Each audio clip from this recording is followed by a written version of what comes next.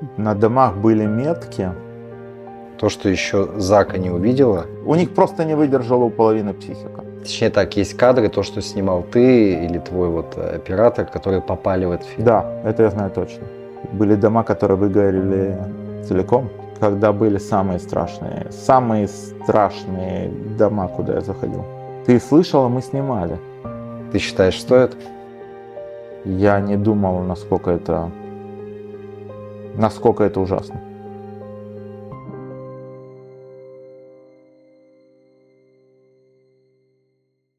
Смотри, я следил за твоими публикациями в сети. Мы с тобой давно не виделись. И насколько я понял, как раз о чем я хотел с тобой поговорить, с первых дней войны, да, я не знаю, какого числа ты конкретно начал этим заниматься, ты как раз сейчас расскажешь. Ты оказался в местах вот этих вот жуткой трагедии 7 октября. И насколько я понимаю, ты с командой фотографов своими, что за команда фотографов? Вы месяц или два, мне показалось вообще 2 или 3 месяца, вы ездили, вы это все фотографировали, вы это конспектировали. Поэтому вопрос, соответственно, что это было, как ты оказался в этой команде, кто тебя нанял, какие ваши стояли задачи и сколько времени вы там в реале провели? Начну с конца. То есть считать по дням. Да. Конкретно я не считал, но могу посчитать больше 3 недель. Да. Не с первого дня. Со второго дня мы начали просто волонтерить. Я думаю, мы с тобой пересекались. Ты помнишь, студия, которая вот сейчас мы с тобой сидим, была закрыта больше 3 месяцев. Она в третий день она стала такой, знаешь, базой, куда свозили все для солдат. И мы Да, начали я помню, волонтерство. да, Все, да, ты да. помнишь тут. То Да. есть каски, броники, вообще все тут было. То есть Склад студия, целый. склад, и мы это развозили. То есть мы буквально на 3-4 день поехали к солдатам. К солдатам. Кормить солдат, поить солдат, докупать разные вещи, но это другая тема, про это много уже сказано. Про это очень много сказано, особенно сейчас некоторыми штабными тыловиками, что ничего не надо. И опять сейчас начали говорить, что ничего не надо. Сдайте то, но до сих пор ничего не поменялось, и у солдат половины вещей нету, то есть закупалось очень много. А что касается съемок, ко мне обратились сразу с 2 инстанций. Одну я могу назвать, вторую не очень. Мне позвонили и сказали, что нужна помощь. Ту, которую ты можешь назвать, это кто? Это Мисрат Битахон, это официально Мисрат Битахон, Министерство обороны. Министерство обороны тебе позвонило? Да, с Министерства обороны, ребята, которые работают с Министерством обороны, потому что возникла серьезная проблема с документацией. Что это значит? И есть такое слово тиюк на иврите, ну как оно, наверное, фиксирование, если дословно перевести, либо что-то, когда тебе надо зафиксировать все. Это практически та же работа, что делает судмедэксперт, только судмедэксперт, он спец, судмедэксперт фотограф, подчеркну. Он спец с образованием, который может определенные вещи сфотографировать и тому подобное. К нам обратились в связи с тем, что ребята, которые должны были там все снимать, их всего очень мало у нас, это военные фотографы. Это которые прям в армии, Да. штатные. Во-первых, они тоже не учились это снимать. Они учились снимать учения, они учились снимать бравых солдат, они учились снимать вознаграждения. Есть пару человек в армии, в отделе, которые снимают для спецназа закрытые съемки, которые внутренние, вы как понимаешь. И некоторые из них потом показывают с замазанными лицами и тому подобное.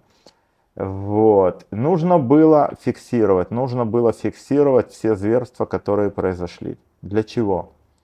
Первое, для того, чтобы конкретно, как бы для будущих судов. Второе, доказательство, как сразу же тогда подумали, для того, чтобы подать суд Гааги, либо еще что-то. То есть тогда это не было конкретно для чего, но фиксирование дом за домом, место за местом, преступление за преступлением, которое было. То есть фотограф и видеограф шли в команде, было таких 6 команд, некоторые дни было 8 команд, то есть по 2 человека, заходили дом за домом, в котором все происходило, и фиксировали все, начиная с самого начала, И ты когда идешь, ты видишь весь рассказ, то есть ты фиксируешь рассказ. То есть вот входная дверь, которая проломанная, вот пули. Можно я тебе чуть-чуть назад верну? Я вот прям хочу вот всю историю, как ты начал это делать. Ты сказал, в армии есть фотографы, ребята. Да. Почему они этого не делали? Их не хватило, надо было больше народу? Или почему к тебе обратились? Я не хочу тебе говорить какую-то правильную, неправильную информацию. Я знаю от 3 людей информацию, от 3 она разная, и я не хочу, чтобы потом как бы в армии сказали, что это правда или неправда. Ну, то, что Человек, можешь который говорить. мне сказал из госбезопасности, он сказал простую вещь. Это молодые ребята, я знаю этих ребят, я с ними пересекался там, где я снимаю для рекламы для военных заводов. Молодые ребята, то есть это срочники, как правило, и плюс есть там парни, девушки, прекрасные ребята, которые вдруг попали снимать, ну сказать фильмы ужасов, это мягко сказать. У них просто не выдержала у половины психика. То есть Да. они не выдержали? Да. Они отказались, получается? Не, я не скажу, что они отказались. Я знаю, что кто-то не смог. Не смог. Кто-то продолжил, но ты понимаешь, это закрытая информация армейская, кто с ними что. Я знаю, что несколько, да, знаю конкретно, до сих пор не могут прийти в себя. Вот спустя уже 10 месяцев, уже 11. А какая разница? Ну, Скажи это... мне, если оно возвращается. Да. Я потом пару месяцев вообще не спал. Сейчас стал спать чуть-чуть больше, но это возвращается. А какая разница, когда у тебя это придет воспоминание? Тебя наняли это как на работу или как это происходило? Нет, меня попросили снимать волонтерски. То есть это бесплатно? Это бесплатно, а потом другая команда давала небольшие деньги, совершенно другая команда, они нам давали там копеечные суммы официально, что хотя бы покрывало бензин и тому подобное. То есть на 70% проекта это волонтерство. И в какой день ты поехал вот после 7-го, через сколько ты там оказался? И я смогу тебе уточнить, надо посмотреть, но это где-то неделя. Через неделю ты был Да. там? Да. Первые съемки для госбезопасности были закрытые меньше, чем неделю, меньше. Что убирали тела, убирали то, Зака работала, убирали тела. Зака — это служба, которая занимается телами, да? Как правильно сказать по-русски? Ну, Я даже сформулировать. их называют черные ангелы в народе. Которые занимаются Они телами. занимаются телами, то есть Всё, в первую что очередь все, что связано по религии, по еврейской религии, если ты ж помнишь, знаешь, что произошел теракт, например, Да. надо собрать до последней капли еврейскую частичку, но не только еврейскую, они собирают и террористов тоже в отделе, но еврейская кровь должна быть собрана до последней капли и похоронена и убрана. И первые ребята, которые туда зашли, это Зака. Это они зашли с войсками, то есть первые ребята, которые зашли, это были они. Сколько в твоей команде было человек? Это не моя команда. Это не моя команда. Поясни, что это за люди были? Это люди, которые были волонтеры, а потом во втором проекте были наняты фотографы, которые согласились, ну тоже наняты, это не то, что они там получили, а это они получили за бензин вот эти копейки. Люди, которые согласились поехать туда снимать фото и видео. Было пару людей, кого я позвал, люди съездили на 1 день, кто-то на 2, и больше они не смогли. Но это не моя команда. Окей. Если мы говорим про моих людей, то у меня там было 4 человека, которых я туда привел, и с которыми мы от начала до конца практически это выдержали. Ты мог отработали. вообще представить, с чем тебе предстанет столкнуться, когда Нет. ты на это соглашался? Нет. Ты об этом даже не думал? Нет. Я не думал, насколько это ужасно. Первое место, куда ты поехал, это что было? С каких мест вы начали работу? Кибуц Бери. Прям с Кибуц Бери? Да. С первых домов, самых страшных. Мы пришли в Кибуц Бери снимать. Ну, нам дали бронники, Каски? дали каски. Те самые броники, да, нам потом сначала были те ужасные броники, вот про которые солдаты так нервничают, свинцовые по 18 килограмм и каски. И мы когда там начали снимать, то перестрелки все еще продолжалось. То есть линия простреливалась, и реально бульдозеры при нас за забором, который вот там был, который везде прорвал, бульдозеры армейские накатывали земляную стенку, ты понимаешь, вот как земляной ров, который был выше домов, чтобы, знаешь, там не только мы были, там же базировались ребята-солдаты, которые шли туда в атаку, а потом отходили, здесь они отдыхали. То есть сделали такой, знаешь, импровизированный, ну, он так и есть, то есть земляной ров, который был где-то там метров 5-7, чтобы не было прямого попадания, потому что стрельба была то тут, то там, потому что террористов было еще до вас полно. долететь пуля? Вот это? Смотри, то, что были минометные обстрелы, они были постоянные, потому что первое, что мы получили команды, и все это, не геройствуйте, ребята, сейчас будет сирена, но она вам не особенно поможет, у вас есть 7 минут, поэтому мы понимаем, что вы фотографы, не надо быть героями, вот где стоишь, там и падай. То есть у тебя нету времени реально, то есть и ты понимаешь опять этих людей, жителей кибуца, то есть везде есть бомбоубежище, в каждом доме, детские площадки накрыты, я там поставил тогда видео, все, да, но у тебя реально нету времени добежать. То есть вот эта вот ситуация, которая была первую неделю, потом стало немножко поспокойнее, попадали под обстрелы постоянно, то есть обстрелы были, когда мы ехали, потому что когда ты туда ехал, мы же не ехали на своих. Мы приезжали на определенный перекресток, с этого определенного перекрестка мы пересаживались 4-5 машин, которые были машины госбезопасности. Спереди был армейский наш джип, сзади армейский джип. То есть вот мы ехали, вот первые дни, вот то, что называется та самая страшная дорога смерти, где все вот эти обожженные машины, а первые дни тела. Мирные машины, которые были расстреляны. Да, да, вот эта дорога и пару... Ты видел эти машины, кстати? Или их уже разобрали? Нет, я видел все эти машины. Дело в том, что я видел эти машины и раньше, что я сказал, что я для других служб снимал. Я видел эти машины, я видел тела террористов, которые еще не убрали. На Это первые дни... 7 числа? Ну, это 9-10 числа. То есть ты еще до Да, основной вот этой, скажем, я... командировки некой был тоже там? Да, да. И все это видел? Да, да. Окей. Там не было наших тел, наши тела убрала Зака, собрала все, что могла, но тела этих недолюдей еще лежали. Твои поездки вот вместе с командой, это было каждый день, и по сколько часов это вы этим занимались? Или это вообще 24/7? Нет, это не было 24/7, потому что так как мы все-таки гражданские люди, даже что у многих из нас есть разрешение, как она называется, битхон... Ну, на оружие? Нет, допуск к секретке, к съемкам секретки и тому подобное. То есть тебя все равно там не могут оставить. То есть мы выезжали из дома отсюда, это центр Тель-Авива, в 5 утра, там начинали в 4:30, затемно выезжали, в кибуце встречались на этом перекрестке в 5:30.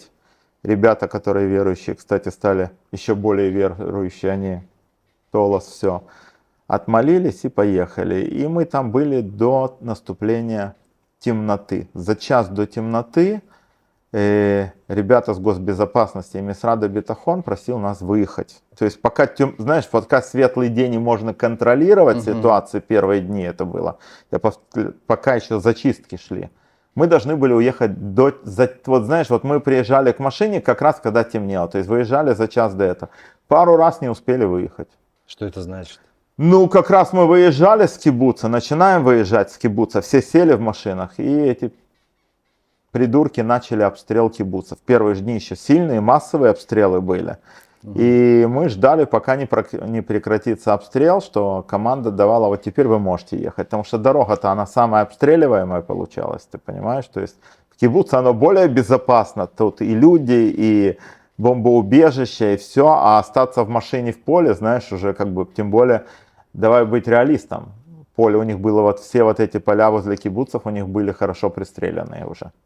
Спецподразделение Нухба — это профессиональные убийцы, которые ненавидели, и жители Газы в тапочках, которые пришли страшно мародерствовать, которые пока весь день шли бои, выносили из домов все, включая холодильники.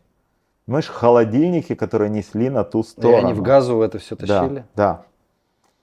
потому что мы фотографировали холодильники наружу, холодильники вынесены, холодильники там, разные вещи и тому подобное, ты понимаешь, то есть были дома, которые были полностью все перевернуто вверх ногами, то есть взрывались и все там делали. Были дома, где на столах лежало все, то есть вот это самые страшные были дома.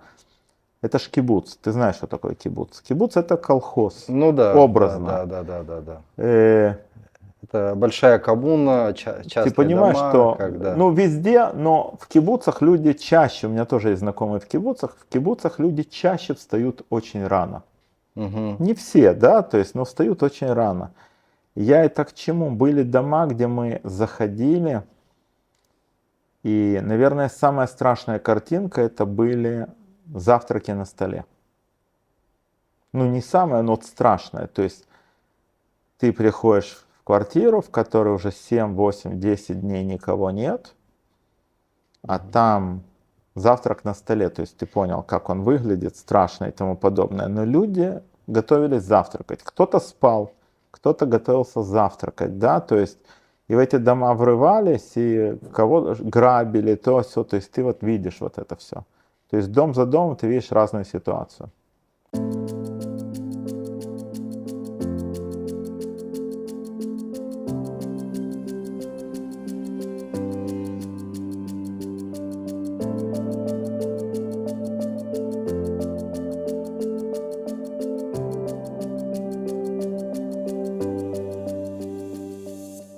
Мы подходили к дому, мы фотографировали, сначала делали внешний осмотр, то есть ты сразу понимал окна, двери, окна, то есть ты просто как судмедэксперт, шаг за шагом, внимательно, не пропуская.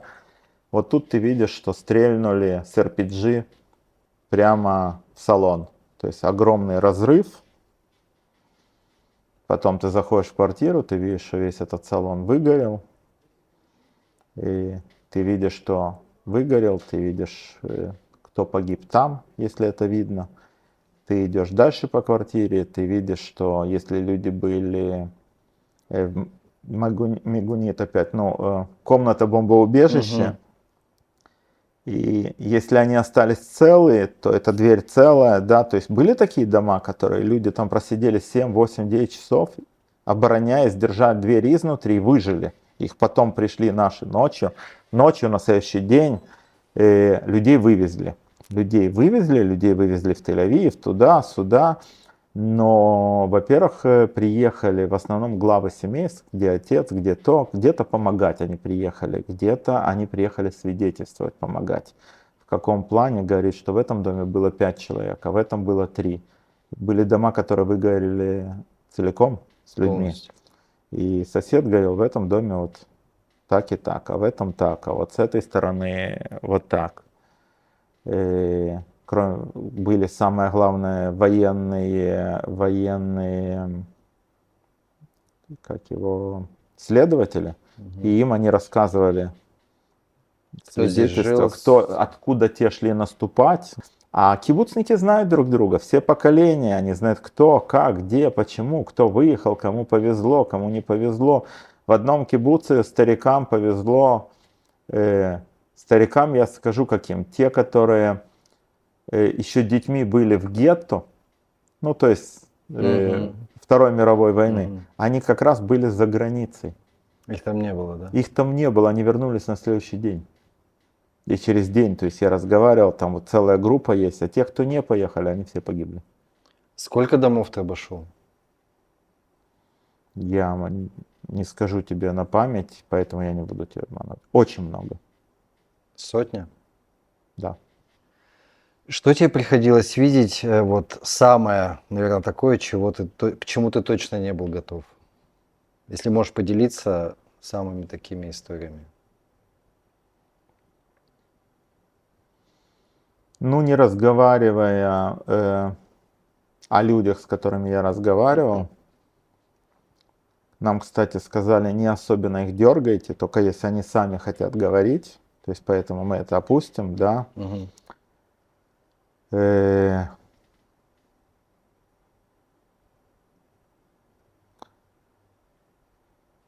на домах были метки,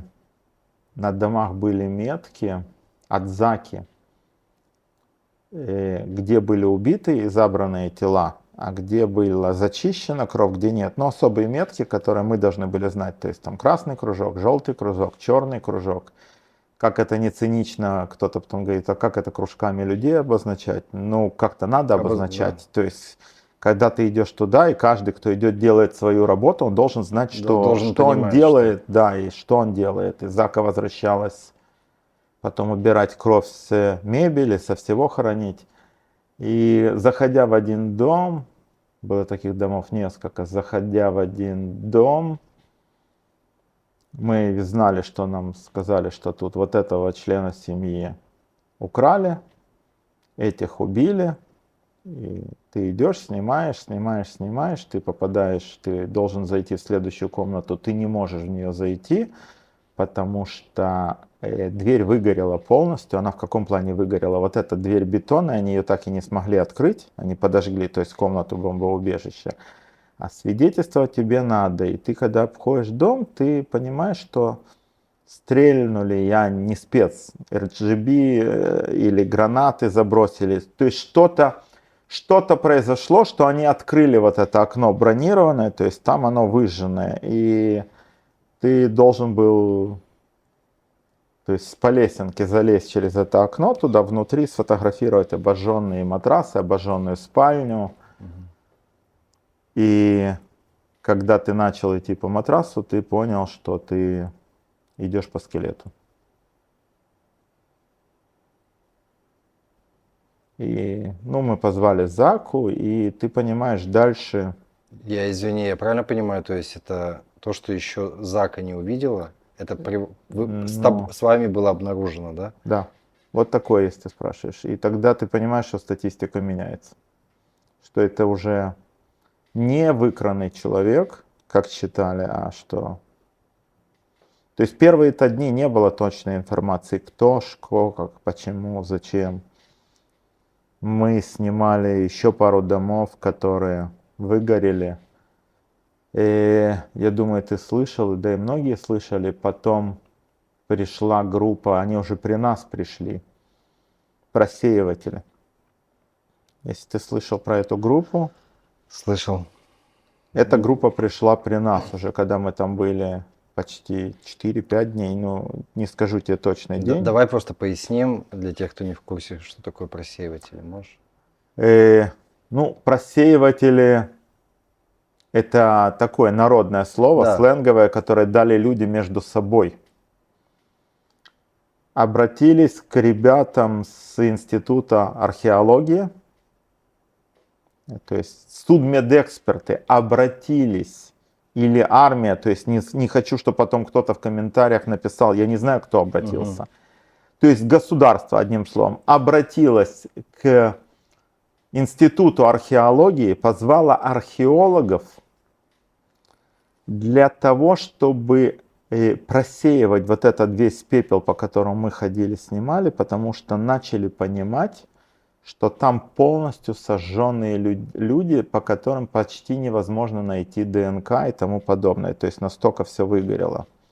То есть, ну, в пыль, да. грубо говоря. И ребята вот эти вот, точно так же, как они на раскопках работают, они с этими ситами совсем брали вот этот пепел, вот эти камешки, вот это все просеивали. У кого-то нашли пару, как они называются? Ну скажи мне, пожалуйста. Вот у меня коронки, их 3. Коронки. Вот они у меня 3 стоят. Не коронка, а Коронки. Металлические штифты, импланты. То есть их задача... найти хоть что-то для того, чтобы найти ДНК. Когда ты находил имплант, то понятно. То по импланту можно найти. У нас все-таки как бы импланты приходят 2, 3, 4 фирм, там, 5 фирм. Врачи в теме понимают, то есть поэтому могли найти. Находили остатки, микроостатки костей. И по этим микроостаткам костей пытались супер сожженных костей достать ДНК. Или там были обвинения, мы пришли с одним мужчина, и неважно кто. Мы подходим к дому фотографировать, а он говорит: подождите, можно я зайду первый? Он как раз только приехал в первый раз увидеть дом. Он зашел первый, потом позвал нас. И сказал: а тут был салон, а тут был вот штаб. А тут вот мы прятались, а вот тут вот в салоне у нас сидели террористы полдня, потому что мы прятались за дверью, держа, и я все время их слышал. А он в совершенстве владеет арабским, потому что он 25 лет С ними, с ними. по И соседству. семьи других он знал, и возил им деньги, и помогал им, и возил их детей. И слышал голоса тех самых, которые его туда привел, и рассказывал, кто в каком доме жил. Тех, которые у них работали. Хороший Ахмед, хорошая Сулейма, хороший тот, который конкретно приводили убивать тех, у которых они работали. Конкретно приводили сначала в те дома, которые были в каждом кибуце. Есть отряд самообороны. Мгм. И вот те, которые работали в этих кибуцах, хорошие арабы, Хорошие, да, как выяснилось. они Нухбе передали информацию и передавали информацию, где живут ребята, которые самооборона. Бойцы Нухбы сначала шли к ним, потому что они могли Оказать сопротивление. сопротивление. Да, я об этом тоже слышал. Ты слышала, мы снимали. Мы поднялись в дом, где ты можешь видеть все. То есть, где боец самообороны отстреливался. То есть, вот ты можешь просто все видеть. Отстреливался он с детской комнаты со 2-го этажа. Потому что вырвана сетка от комаров наружу. Ты видишь прямо в доме напротив, на доме напротив пули, что он оборонялся. Потом бой перешел вниз в салон, и на входе в квартиру его убили. Потому что там ты все видишь. Но шли целенаправленно в дома, там, где были бойцы самообороны. Те, кто именно сопротивление мог Да. оказать. Шли конкретно в центр, рядом со столовой. В кибуцах всегда есть, знаешь, штаб. Да, центральная Да, столовая. ну всегда в кибуцах главное это столовая, библиотека, все такое, знаешь, а-ля Дом культуры. А-ля Дом культуры, вот образно, да, вот если мы возьмем. И ты видишь, что самые несколько боев в нескольких кибуцах было именно вот в этом штабе, возле штаба и штаб самообороны, потому что ребята, которые с этого кибуца, они бежали туда. Почему туда? Потому что там были каски, там были бронежилеты.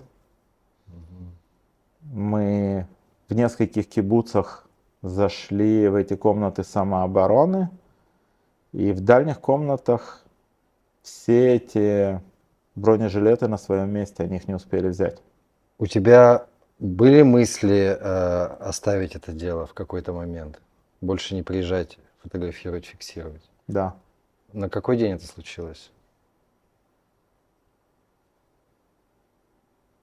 На третий.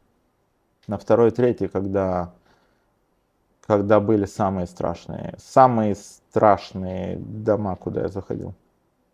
Как ты переборол себя? Почему ты дальше пошел? Не знаю. Я же не буду тебе рассказывать сейчас, даже спустя год. Я такой герой. Нифига. Ну ты мог отказаться. Да. Да, нам каждый день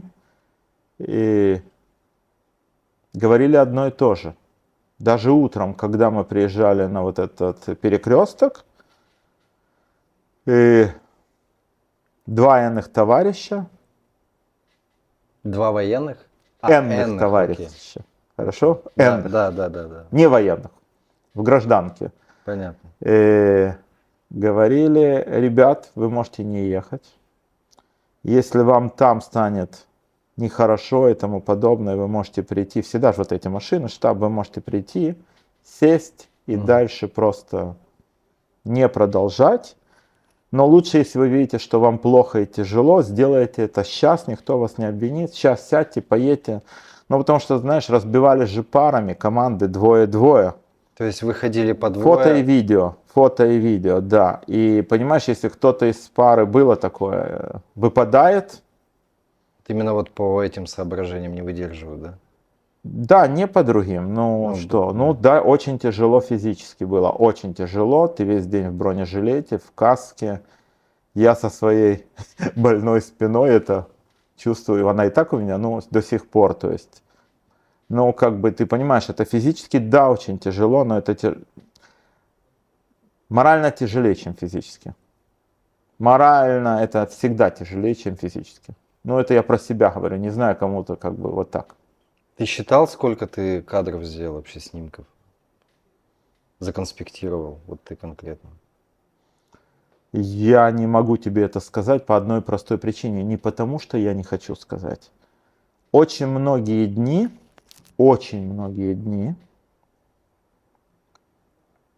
мы снимали как? То есть я не смотрел в конце, я тебе объясню вот по кадру, да? То есть утром ты получаешь карточки. Карты памяти. Карты памяти, которые при тебе открывают, новые запечатанные. Так. Ты их снимаешь. И вечером с твоим именем ее у тебя забирают и запечатают в конверт. То есть ты не брал с собой, не мог там скопировать. Не, это важно, потому что я даже об этом бы и не подумал. То есть в конце дня или по мере того, как оно заканчивается. Как когда, да, в конце дня, либо как Военные, да, она... военные это забирают? Энные люди. Энные люди. Даже не военные. Даже военные, которые подходили к нам, не имели права некоторые вещи видеть, которые видели мы. То есть всегда бывает в такой ситуации ребята-милуимщики, которые были, да, которые там служба там тех, они приходили, там пытались телефоном поснимать, и нам даже говорили, видите милуимщиков, которые начали снимать телефоном, как это некрасиво звучит, Говорить. обруби их, не хотят слушать, у тебя для этого есть рация, позови. А ты подписывал какие-то документы о неразглашении или еще что-то? С одной конторой да, с двумя конторами нет. А что, если ты можешь сказать хотя бы про что? Давай пропустим. Давай пропустим. Окей.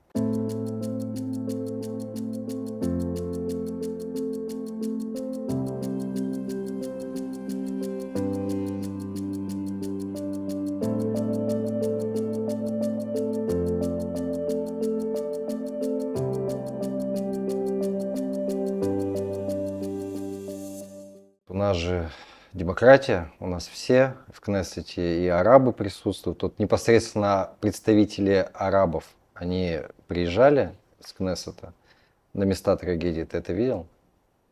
Да, слушай, случайно, кстати, видел. Я не знаток всех до единого, то есть депутатов, всех 120, то есть, ну, ты знаешь, это ж... Но у нас есть именно арабские Пару депутаты. знаменитых арабских депутатов там было. Ты там видел? было, я видел, да, случайно, вот случайно видел. Я не помню, один такой у нас есть коренастый такой, не Тиби, другой там был. И как они себя вели? Ты знаешь, я его видел, и он ходил там в шоке. Я не буду говорить, что он там ходил, улыбался, он ходил в шоке, он не понтовался, он ходил в шоке, он ходил, интересовался, он ходил к солдатам, спрашивал. Он был очень удручен, и там, кстати, на него больше всего, будем так говорить фразой, напали наши солдаты спрашивать. Знаешь, вот это тот же самый вопрос, как ты мне сейчас задал, да? Как реагируют они? Да. Он был в шоке. Это было видно, что он был в шоке, что он был поражен. У него, опять же, все его помощники тоже, то есть двуязычные, троязычные, то есть у арабского депутата люди, которые говорят на арабском, то есть это нечего быть удивленным, да, и они были шокированы. Ну и потом же, кстати, вот то, что если мы перескакиваем, что из того, что мы снимали, не только мы, то есть фильм, который большой, фильм, который нельзя показывать, или фильм, который до сих пор хранится вообще в закрытых информациях, но показывали куски в Кнессете. Ты принимал участие? Там есть, точнее так, есть кадры, то, что снимал ты или твой вот оператор, которые попали в этот фильм? Да, это я знаю точно. Можешь сказать, что за сцены? Ну вот этих полностью выжженных домов, там, где убили детей, выжженные детские комнаты полностью. То есть детские комнаты, где просто заходили и кидали гранату в спальню детскую. Если бы в первые дни мы начали показывать все эти сожженные комнаты детские, может быть, мы бы больше достучались. Вот ты считаешь, надо было это делать? В общественность мировую, Да. которая в это все не верит. Да, Надо было показать? да. Тогда, если мы говорим о закрытом фильме, это вот частые споры. Вот есть эти фильмы закрытые, я его не видел. Хорошо. Я тебе расскажу, даже то, что если бы ты его весь целиком увидел, это 50%, там самое страшное все равно вырезано. Я на самом деле видел несколько отрывок с этого фильма. Ну, было дело, мне показали. Невозможно до конца досмотреть, тем более там были сцены с нагрудных вот этих камер террористов. Там да. жуткие кадры, которые по сети не ходят просто. И все-таки вот этот спор о том, что надо ли мировой общественности показать вот этот фильм общедоступный. Да. Вот если мы говорим даже сейчас уже про информационную эту войну, я бы сказал, это блокада информационная людей за Израилем, они не видят. Надо ли им это показать? Да. Ты считаешь, стоит? Это как-то, ты думаешь, повлияло бы? Я думаю, ты знаешь, если бы половина здравомыслящих людей, я не говорю все, но половина, которые кричат от моря до реки, от реки до моря, да. ну, среди них есть 50% просто крикунов, как в толпе. 100%. Если не Если больше. бы кто-то из них все-таки вечером сел, кто-то за пивом, кто-то за своим косяком, неважно кто, вот эта прогрессивная европейская молодежь, что-то бы в ней ёкнуло, и она бы еще села посмотреть, из них бы еще 25% бы переосмыслила ситуацию и начала бы по-другому смотреть. И это бы все равно дало свое зерно. Но мы не показываем этот знаешь, фильм. еще бы это дало Да. какое свое зерно? Да. Меньше было бы антисемитизма. 50 лет, 70 лет, 70, извиняюсь, лет, многие европейцы все-таки ездят в Освенцим, смотрят фильм «Список Шиндлера», а после списка Шиндлера заходят в Википедию, либо во все эти места, либо опять ездят, где фабрика Шиндлера, она реально, да? То есть не надо говорить, как все говорят, знаешь, вот это, раньше это говорили про немцев, бюргеры со своим пивом, знаешь, вот это Да, вот плохой загнивающий Запад. Да. Там много здравомыслящих людей, особенно за последние 3 года, когда беженцы стали там устраивать беспредел, из больших городов Европы старое европейское население, старое не по возрасту, я имею в виду постоянно, извиняюсь, начало убегать оттуда, да, они стали задумываться. То есть больше бы людей начали переосмысливать Начали ситуацию. бы думать, как да. минимум. Может, не все надо показать, может, что-то надо заретушировать, может, что-то еще, да. То есть шокотерапия, она, конечно, такая, знаешь, наука. И у меня к тебе, наверное, вот сейчас финальный вопрос. Ты вначале немножко об этом сказал, спустя уже 11 месяцев скоро, да, у нас получается. Тебе снятся сны? И как-то это вот флешбеки такие-то возвращается, это к тебе воспоминания, как часто? Сны о том, как ты 3 недели там провел. Не сны о том, как я провел там 3 недели, а сны то, что я там видел. Ну, я про это. Да. Снятся? Да. Часто? Как когда? Но ты, они не ушли. как ты с этим живешь всем? Ну, вот так. Я не знал, что так будет.